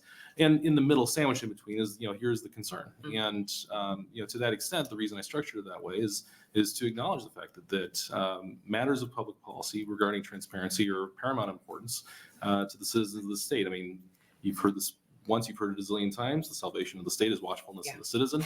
And to the extent that we're talking about the expenditure of public funds or the creation of public policy, then I think that is an entirely legitimate area of inquiry. I think that's probably the dividing line, sir, is where I think we would have more comfort, is if there is something about public policy. And to Senator Linehan in her opening, she gave the example of public policy being discussed in a non-public forum. That makes a lot of sense, especially when you're talking about an agency or an organization that can act upon that public policy. Now, again, speaking for NACO, purely for NACO, when county officials get together, we talk about a wide variety of subjects, a lot of them having to do with taxation, and our members are all over the lot. Our board comes together to determine what the policy of NACO will be on individual issues. But again, that doesn't stop Lancaster County or Morrill County or Sioux County from taking a position that's contrary to what NACO has adopted. And so the question, really is, are we making a public policy? I don't think that we are, but that's a good question that, I think there's a legit conversation to be had there, sir. Okay. I like that. You're making us think through this whole thing. That isn't a yes/no answer. Yes, sir. Senator Conrad. Thank you so much. And John, just to that very point, just, okay, I don't want to get too deep into law school hypotheticals here. Oh, boy. But when the Lancaster County Board comes together and says, we're going to set a legislative agenda that we're going to take to, the folks at the Capitol opposing X, Y, and Z, pushing for X, Y, and Z, a lot of that is on the record in the public arena. So I think the thing that I'm struggling with, if we're doing that individually at the school board level or the county board level, but then when those voices come together collectively to set policy agendas, then that's where we're losing the public participation. And so I do understand the point as well that we don't, want to cast the net so widely, though, that we allow government to meddle in, truly private affairs of a church or a local community foundation or things like that. So that seems more to the definitional kind of piece. But yeah, so just kind of playing it out from the other side of the coin there. Yes, ma'am. Appreciate it. Thanks. All right, additional questions for John? All right, thank you for your testimony. Thank you, sir. Thank you all. Okay, additional opponents to 951.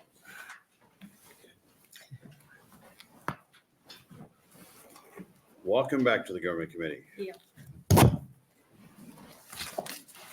Senator Brewer and members of the Government Committee, my name is Deb Van Meter, DEB-VANMATRE. I'm testifying in opposition to LB 951 on behalf of the League of Nebraska Municipalities and the Nebraska Association of Resources Districts. I'm the mayor of Gibbon and serve as president of the league. I also was elected to the Central Platte NRD Board and the Board of Directors of the Nebraska Association of Resource Districts. Our two associations share the constitutional concerns previously outlined by John Spotts, Executive Director of the Nebraska Association of School Boards. LB 951 poses many problems for non-profit organizations and associations like the League and NARD. It would require every meeting of our governing boards to essentially be subject to provisions like those of the Open Meetings Act, which governs political subdivisions and public agencies. LB 951 would allow members of the public to attend our meetings and conferences without registering or paying for the event. Like the Open Meetings Act, LB 951 defines a meeting as all regular, special, or called meetings, formal or informal, for the purposes of briefing, discussion of business, formation of tentative policy, or taking any action of the governing board or covered entity. The League and NARD hold several regular conferences, training meetings, and events throughout the year.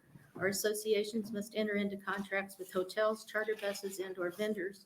We also must provide the number of people attending the event. The registration fee is associated with the event to cover the cost related to the meeting. If we must open these events for the public to attend, it would be almost impossible to plan and anticipate how many people would attend and what extra charges would be incurred. I'm not sure if our private sector partners with whom we contract would allow a public conference or meeting. It would be difficult for them to set up and prepare for such a meeting, especially in light of security concerns and related issues. At most conferences and events sponsored by the League and NARD, a board meeting is held either before or after the event, resulting in a quorum of our respective boards attending the entire event. Our board meetings are noticed and conducted pursuant to the provisions of the Nebraska Nonprofit Corporation Act in Chapter 21, Article 19. At all these meetings, participants are informed of any policy changes and/or proposals by state and federal agencies. We also share information about policy issues faced by other members of our associations to keep our board members and their employees informed about important policy and regulatory developments. I respectfully ask the Government Committee to not advance LB 951 to general file. Thank you. All right, thank you, Deb. See if you have any questions. I guess one of the concerns that I would think might come up for you guys is if you come out in opposition on the surface, if you're just someone looking at it, it looks, it doesn't look great because it appears as though by doing that, you've got something to hide. I mean, is there a concern that appearance might be something that is going to be reflected in the communities when they hear that you guys oppose it? I understand what you're asking. I don't know that, I'm not sure how to answer that. Our concern mainly has to do with our conferences, and which is when we have the conference with, we can have 300 people or better there. And, as we've mentioned, we've got a contract with hotels. In the general conference portion of it, there's a number of people there. Some are employees, some are elected officials. And then, like we said, we do follow the nonprofit rules. Okay, well, one more time, any questions? All right, thank you for your testimony. Thanks for coming in. We made you do double duty. All right. Welcome back to the Government Committee. Chairman Brewer, members of the committee, my name is Tim Texel, it's T-I-M, last name is T-E-X-E-L. I'm testifying today in my personal capacity as one of the directors of the Pine Lake Heights Homeowners Association here in Lincoln, Nebraska. I'm also interested in this bill because I am the executive director and general counsel of a state agency appointed by my board, so I would be a public official as defined by LB 951. I won't mention which agency to make sure there's no confusion on that point unless you want to ask me. And the other directors and officers of the association did authorize me to testify in opposition in behalf of the HOA itself as an entity. So LB 951, as you heard, would essentially make any private entity that happens to have a majority of public officials on its governing body subject to the Open Meetings Act. Although this would probably be unusual, I would think, or even rare, it does, I think, would happen. For example, our HOA has 3 directors on it. I'm one of them. I've served on the HOA for approximately 25 years, about 20 years as a director, give or take. And in the past, while as a director, there's another director that was an assistant attorney general. Now, whether they're caught under public official, I think they're an at-will employee appointed by the attorney general. So at least arguably, they'd be a public official under this act. That would have made us subject to these provisions if LB 951 was in place. So we have some concerns about that. There's a great many requirements under the Open Meetings Act. An HOA or condominium association, something like that, would be required to meet if this act were to pass. And the vast majority of the directors and officers on HOA boards like myself are unpaid volunteers. We're just trying to do a good job for our neighborhood and plant trees and make sure the commons areas are mowed and things like that. And as an attorney that's worked with the Open Meetings Act, I'm pretty familiar with the Open Meetings Act requirements, but I think few other directors would be or officers. And normally our president puts together the annual meeting. I'd have to take that over if that were true here to make sure there wasn't an issue with that. And it would subject us to a $10,000 fine. I think that would terrify most of my members and create a huge chill for them wanting to be on our board. It can be really hard for us to recruit members for our board as it is and our officers. People, I think, we talked about the measure of whether people showing up. We usually have a hard time getting just a quorum of people. So I think having something like this would make people run from being on our board. And we don't want to see that happen. And there's a lot of government officials that live in Lincoln. So that's what I come from in my perspective with this. We have a number of public officials, I think, that would live in our neighborhood. I don't want to cut them out of being on our board. We need all the people we can get normally to try and recruit them. So that's why we oppose it. And red light isn't on, but I'd be glad to answer any questions. All right, thanks, Tim. So your concern isn't with what you'd have to reveal as part of the work that you do with Power Review. That's kind of a nothing to do with the cut and board. open issue. It's those extended additional duties, responsibilities, things that you have done, and how that would be affected by. Yeah, it wouldn't have anything to do with wearing my both official hats. capacity other than since I'm a public official and I'm on the HOA board, if there's one other member, we have a majority now and the Open Meetings Act applies to our HOA. And as difficult as it is, I mean, we have 464 households that are in our HOA. It's with that number, you'd think it'd be easy. It's still difficult to get enough people to be on the board of directors and we have to send out mailings to everybody. I think this would make people run if they thought there might be a $10,000 fine if they did something wrong by accident and didn't follow the Open Meetings Act. I think people would say, I'm not going to risk that. And I, in my official capacity, would have the Attorney General's office that would be there to defend me in my official acts, and either something would be void or voidable that my board approved. But in this situation, either the HOA would have to pay for it or I personally, and I don't want to do that. I'm just trying to help out my neighborhood also, and I have for a long time. And most people come and go. I've been there a long time, and I think the HOA would not want to lose me, and I don't want to lose anybody else in our neighborhood that might want to serve. Okay. So it has nothing to do with my official role other than it would pull me into this. Right, what I'm trying to do is kind of set the stage for how the two associated and where this is going to apply to be a factor for you. Okay, questions for Tim? All right, thank you for your testimony. All right, next opponent to LB 951. Welcome to the government committee. Good afternoon, Chairman Brewer and members of the committee. My name is Kyle McGowan, KYLEMCGOWAN. Today I'm representing the Nebraska Council of School Administrators and the Greater Nebraska Schools Association to oppose LB 951. We would agree with the concerns that were stated in prior testimony, so I'm not going to repeat those topics. Really, I only feel comfortable talking about this perspective from my experience in education.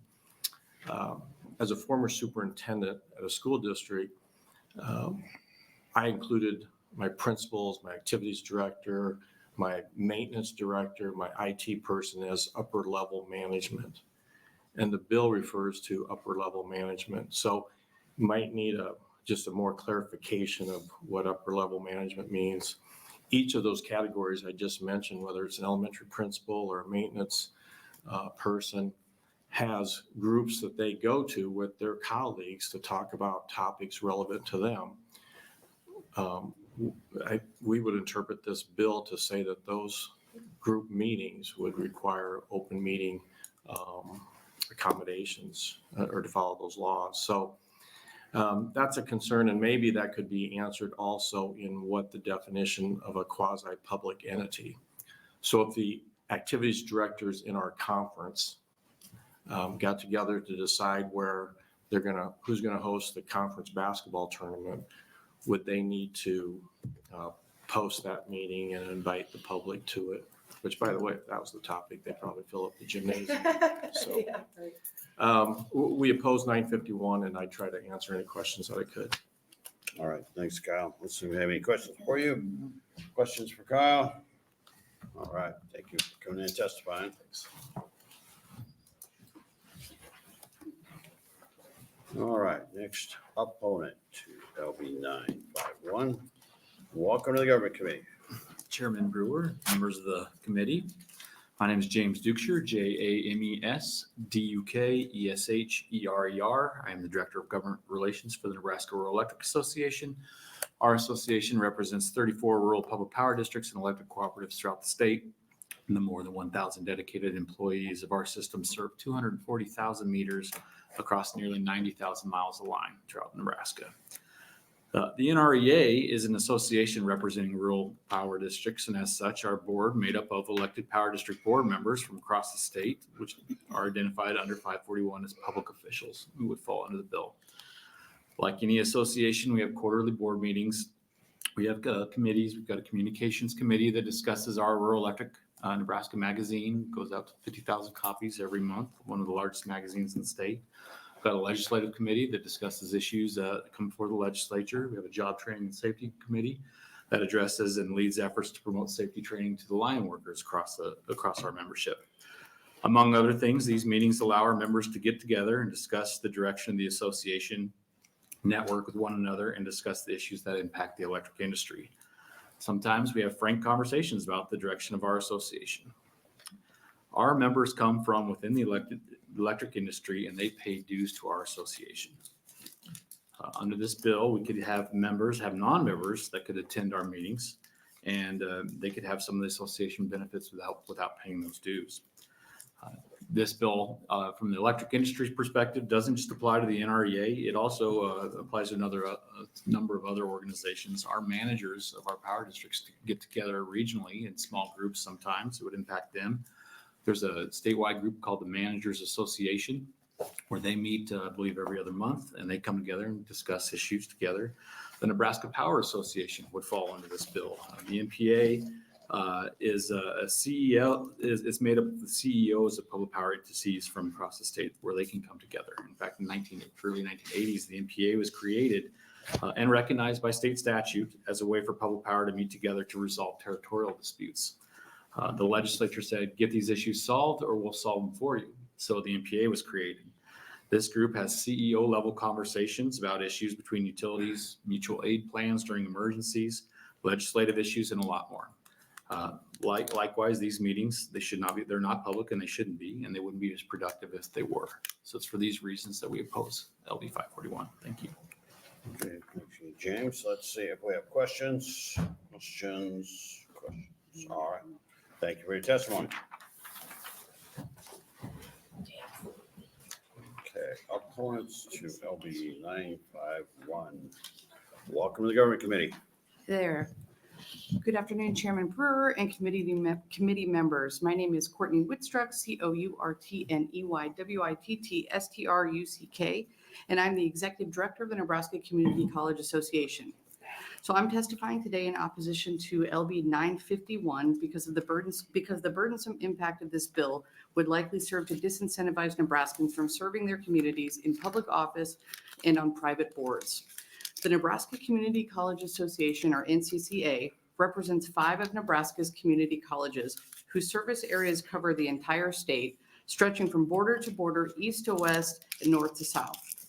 We have colleges located in 2 different time zones, 2 or 3 different area codes, depending on whether you count 531 or not, which I'm still not sure as a native Nebraskan if I do or don't, but in countless zip codes. So we are proud to offer Nebraskans living in every nook and cranny of the state the opportunity to pursue the life-changing benefits of higher education. Serving the entire state of Nebraska, however, does not come without its challenges, a major of which is simple geography. For every in-person meeting or event, multiple board members must travel many miles simply to attend, incurring travel costs along the way. Not only is travel costly, but it is time-consuming, robbing board members of valuable time with their families. Because the NCCA is a private nonprofit organization, we are able to be more flexible in our scheduling to limit the demands upon our board members and their time, while still remaining productive and adhering to our documented policies. As many of you know already, residents, especially those in smaller communities, are often forced to wear many hats. They are teachers, bankers, farmers, healthcare providers, and small business owners by profession, but they are also mayors, council members, and community college governors by choice. I don't need to tell you all that serving in a public office is neither lucrative nor easy. I fear that the additional burdens imposed by LB 951 will make it even more challenging to find qualified people willing and able to serve their communities in these important roles. For these reasons, I respectfully ask that you oppose LB 951. But I know Senator Linehan's office and Senator herself are always really great to work with, so we're happy to do whatever we can. I apologize we didn't get a chat in advance, but we're always open to any discussions regarding how we can work together on this bill. So thank you, and I'd be happy to take any questions. All right, thank you for your testimony. Questions for Courtney? Questions? All right, thanks for coming in. Okay, any additional opponents to LB 951? All right, we'll go to those in the neutral for 951. Then we'll invite Senator Linehan to come on up and close. I noticed you made a few notes. Welcome back. Thank you. As I said, I'm sure there's the bill can be improved. I have no doubt. But the idea that these groups are meeting, so let's just take education. The Nebraska Association of School Boards has meetings, decides what they're going to support or not support in the legislature. The public nor the press is in those meetings when they make those decisions. The Greater Nebraska School Boards Association has those meetings, comes. They're here every day, and nobody has any insight to how they came to that decision. STANS, NERCSA, Nebraska Association of School Superintendents. The Nebraska Association of School Superintendents, they're not even elected. And yet they have a whole association that comes here and tells us what we should or should not do. And we have no visibility on how they come to those decisions.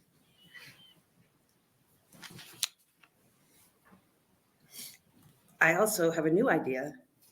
I'm very uncomfortable with, we don't know who's funding these associations. I, like Senator Conrad, thought they were dues from the schools. I know they do pay some dues. Yeah. But to hear that the first opponent testimony that we get funding from all kinds of different sources and we don't have any funding usually equals access and influence. So I think we should know who's funding these groups that come here every day and tell us what all their members believe. I have been at state school board meetings and have been followed out by board members who tell me, keep doing what you're doing. Those people are not being represented here by these groups.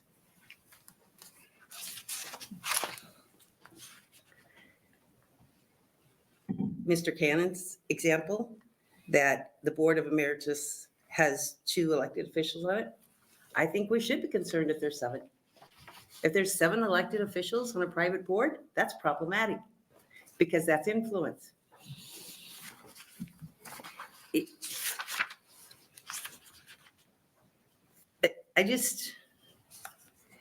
These groups who are here today are here almost every day, telling all of us, this is what all the county board members in the state believe. This is what all the school board members believe. This is what all the superintendents believe. And yet no one has any visibility on who's paying for them or how they came to that decision. It's problematic.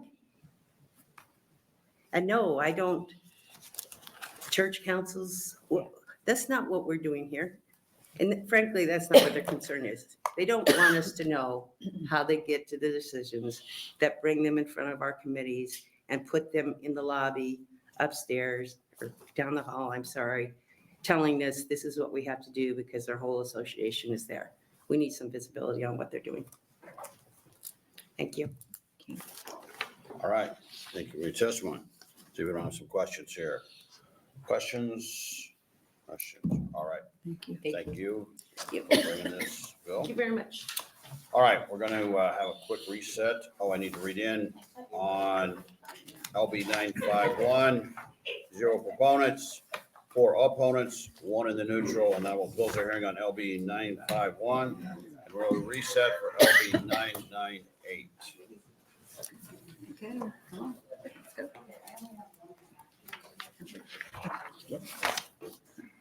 Move on, let's go. Okay. You ready? Ready? I'm standing between you and a 4-day weekend. Let's go. All right.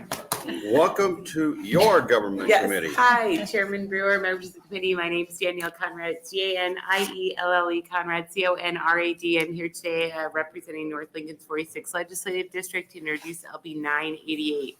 I'm going to give you the revised version. This measure was brought to me by the Nebraska Association of Former State Legislators as they have been conducting fundraising campaigns and beautification of our beloved state capitol. They have identified a disharmony in our statutes for how we accept gifts in Nebraska. Some gifts are, there's kind of catch-all boilerplate language in the budget bill, the mainline budget bill, dictating how we accept some gifts biennial after biennial. Some gifts are the process for accepting some gifts is delineated in certain aspects of state statute. Some are a little murkier. And so what this measure attempts to do is to define all of the relevant concepts, what kinds of gifts, what entities of government are subject to, these gift acceptance provisions, and then kind of lays out a process for decision making so that the relevant authorities get to give a thumbs up or a thumbs down about whether or not to accept a gift that might come to a state agency, because sometimes they come with strings that we may not want to accept. But basically, our good friend, former Senator Vicki McDonald, is here today, who chairs the executive, she serves as the executive director of the Nebraska Association of Former State Legislators. She can help walk us through a little bit more about our colleagues' experience in regards to fundraising. And this is, again, just an effort to kind of update, harmonize how we accept different gifts across state government. The last point I just want to let you know is that the Department of Transportation reached out to our office with concerns upon bill introduction, and they would like to have us take another step when gifted with a right of way of property. I wanted to note for the record, section 3 sub 4 of LB 998 excludes an agency from the gift requirements if it has authority to receive such gifts, as the Department of Transportation does. So it will not impact them, but I wanted to make that clear on the record. So I wanted to get that in. I promised them and thank them for reaching out, and my staff for including that. Urge your support of 998. Happy to answer questions, and I'll be here for close. All right, thank you for that opening. Stay right there. Thank you for I'll being be so right here. efficient here on a last day of the week. All right, so the way you explain the bill, that's not an amendment to the bill, that's just explaining the bill in detail. Yes. Okay, so we'll see if you have any opposition. If you don't, you have no opposition in the letters. Oh, So great. Okay. This could very well be a consent calendar if we can sort it out, and everything seems to be what we need here. So Thank you. any questions for Senator Conrad before we jump into testimony? Senator Lowe. Thank you very much, and thank you, Senator Conrad. What kind of gifts are you expecting to give us? Well, I've been keeping a running list of gifts that I would like to give you, Senator Lowe, for various and sundry holidays. That was an open question. All right, anything else? All right, you'll stick around for close. All right, we'll hit it. We'll look at proponents to LB 998.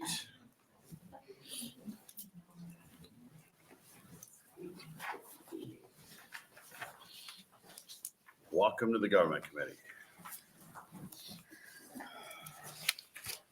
Good afternoon. My name is Vicki McDonald, VICKIE MCDONALD, and I am a former senator and the executive director of the Nebraska Association of Former State Legislators, which I hope you will all join once you're out of the session here. I am here on behalf of the association in support of LB 998. Thanks to Senator Conrad for her assistance in the introduction of the bill. The association supports the bill because it clarifies and makes available to the public clearer rules for gifting property to the state. As we found when beginning a project to restore the gardens in the Capitol Courtyards, rules governing gifts of cash are found in annual budget bills, if you know where to look. We learn where to look for those rules and to work with them. Other members of the public may find it hard to locate the rules and understand them. The bill places the rules contained in the budget bill in statute with some clarifying language. Rules governing gifts of real property are in statute, but do not contain a definition of real property. That causes confusion because part of our gift was drainage and irrigation systems for each courtyard and other improvements to real property owned by the state. Hopefully, the definition of real property contained in the bill will make that type of gift easier in the future. Currently, there are no provisions for gifts of property other than cash or real property. That omission is corrected in the bill. There are separate statutes governing a gift to the state on death. Our association did not need to use those rules. Those provisions are, however, added to the bill with clarifying and coordinating language so that the State Acceptance of Gift Act provides for gifts on death. The original sections are repealed. The university is exempt from current rules governing cash, and the university and the state colleges are currently exempt from rules governing gifts of real property. The bill exempts both from the act. Various state agencies have authority to accept gifts. The existing authority of those agencies is not affected by the bill. I have distributed a description of the existing law and the bill, so you can see what is the current law and then the proposed legislation and what the proposed legislation would do. Okay. It just needs to be clarified. We had a terrible time giving the state of Nebraska $1 million to take care of the flowers that we had to Somehow plant. seems just wrong. It should be that hard. And for those of us who had seen the fountains before the work was done and after, what an amazing change that made. I mean, if you go and look at that courtyard when the flowers are out and the weather's a little better, it's pretty amazing. And it used to be that was kind of an eyesore. So It was time. well done with that. All right, let's see if we have any questions.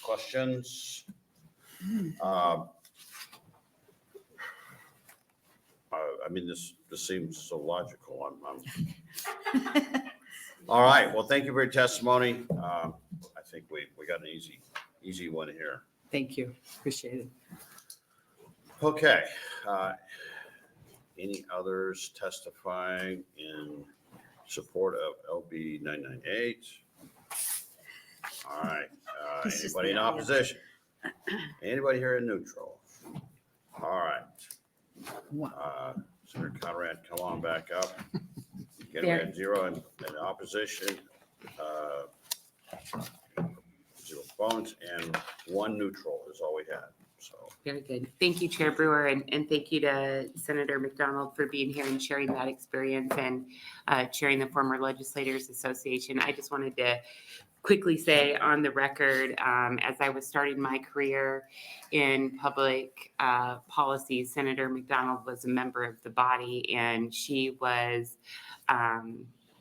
as gracious and glamorous then as she is today. And she was somebody that I always really looked up to, and she was very, very kind to a young baby attorney with no political connections who was trying to figure this place out. And so I just wanted to thank Senator McDonald for her friendship and for her good work on behalf of the Association of Former Legislators.